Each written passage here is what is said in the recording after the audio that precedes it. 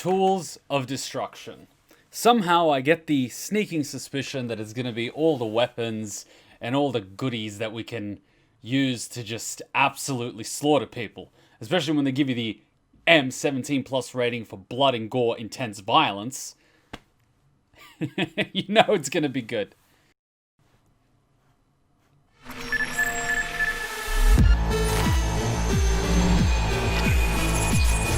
Oh, I saw those Assassin's Creed style, like, blades from the thingy.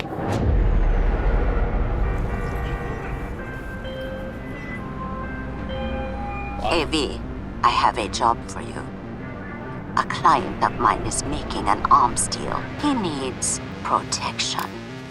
It could get hot, very hot. The gun dealers are Maelstrom. Alas, nothing ever transpires as planned with them. You better gear up for this. Oh my god, oh god.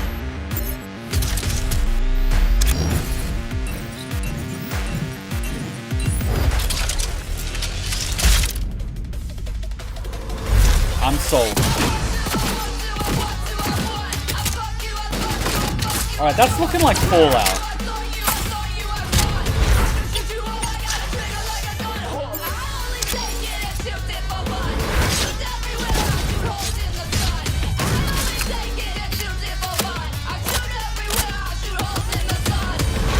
No, you know what? It's looking a bit like COD.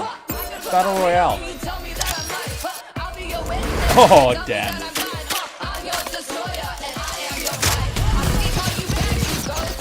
Is that some fifth oh my god, tracing bullets? Really?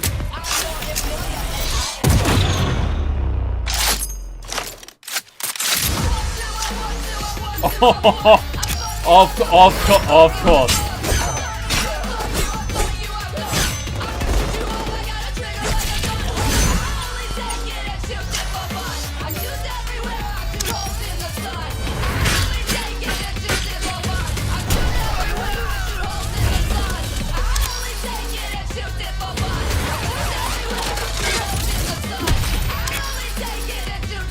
That looks like a mini BFG. So V, are you willing? Yeah, I'm in.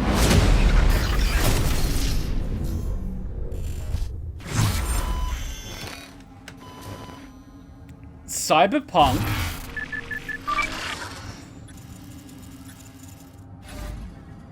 Cyberpunk looks like a game that saw all the commotion and I don't want to say complaints, but controversy surrounding violence in media and video games and movies and all that stuff, and just said, fuck you.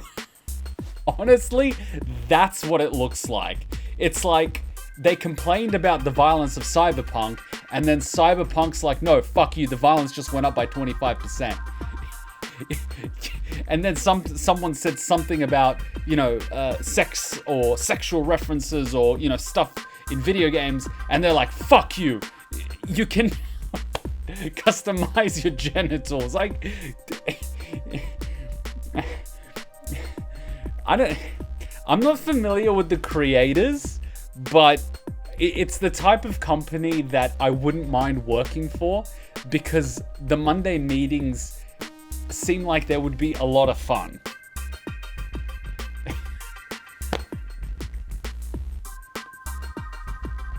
And of course they have thermal katanas. I mean, why wouldn't you? I kind of like that shooting them with the shotgun blows them up, and there's arms and the torso and the head is everywhere. But also at the same time, it makes it almost feel a little bit Fallout-y in that, you know, you shoot a high capacity round and there's limbs flying everywhere. Yeah, I get it.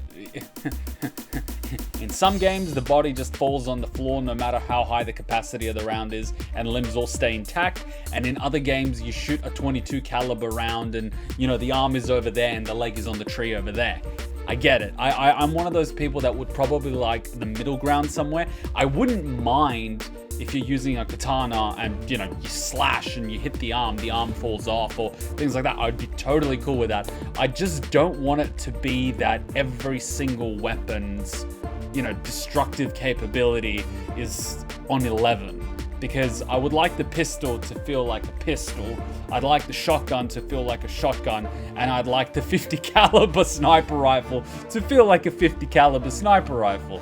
I'm hoping that's just me being worried for no reason. I'm hoping they don't go overboard, because I sometimes I like games where everything's destructible, but sometimes I don't want it to just blow up for the sake of blowing up. I still want to have that little bit of, when something really blows up, I want to go, whoa! I don't want everything just to be blowing up like crazy, like all the vehicles in GTA, when you crash them, they just start blowing up. Yeah, it gets boring very quickly. Not that this game is going to get boring, given how big it's going to be. I hear it's going to be absolutely massive. I'm starting to get worried about how much storage space it's going to take up on the PC. I mean, I'm even more worried for the people playing it on console, because does anyone actually know how much storage this game is going to need? I get the lingering feeling we're looking at a minimum 150 gigabytes. Probably 200 is being conservative, depending on how large it is. I hear that, and this is just from people on Discord, I hear that it's the same guys that made The Witcher. And I know Witcher won Game of the Year. Now, it's a book series that turned into a game that turned into a Netflix series. But from what I've heard, the creators don't like to compromise on quality, and they don't like to compromise on content, in that they're not going to put content behind a paywall for the sake of, milking a few extra dollars like some other companies, EA. If they put out a DLC, it's going to be more like an expansion rather than just, content that's just been locked away that you have to pay for. So already, even without playing The Witcher, my assumption is that it's going to be good. My assumption is that it's going to be a massive world with a lot of missions, a lot of customization, and I'm not going to be milked if I want my gun to be purple or something. That's going to be available, or I could unlock it in the game, as opposed to pay $5 for this skin sort of thing. I don't mind playing Warzones or Battle Royale. It's just that paying extra for the weapons is not my cup of tea when it comes to games. I'd rather pay for the game and then I have the game, as opposed to pay for the game and then I have to keep paying to get the extra map. Otherwise I'm going to be kicked every second match in the lobby. It's a little bit annoying. So fingers crossed. As soon as Keanu Reeves starts being in the announcement or presentation for a game, I start to believe it, because Keanu Reeves is one of those people who I actually respect as a person.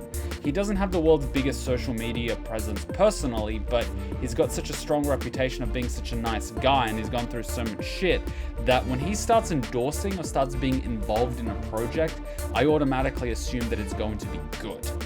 I know when he was doing The Matrix, he took significant pay cuts in order for them to be able to pay the special effects team. And I think, correct me if I'm wrong, but he bought the entire special effects team motorbikes or something along those lines. So he's that type of person. And also when he did Devil's Advocate, he took a significant pay cut so they could hire Al Pacino.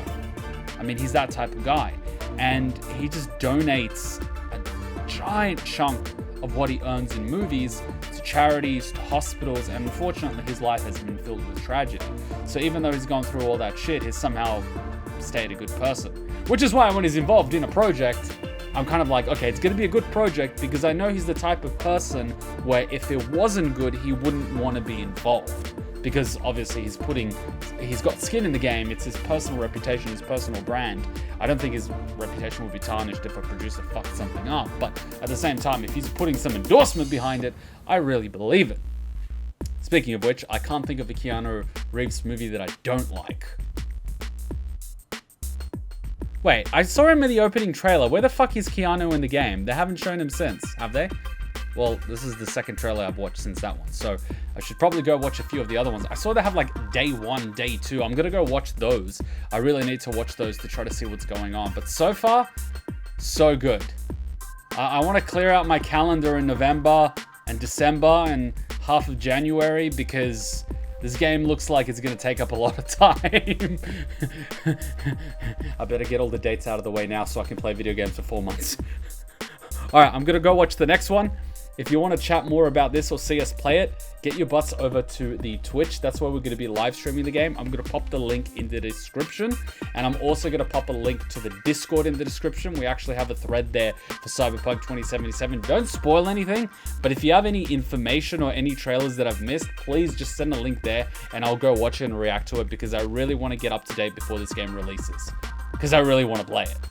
All right, I'll see you guys there. Bye.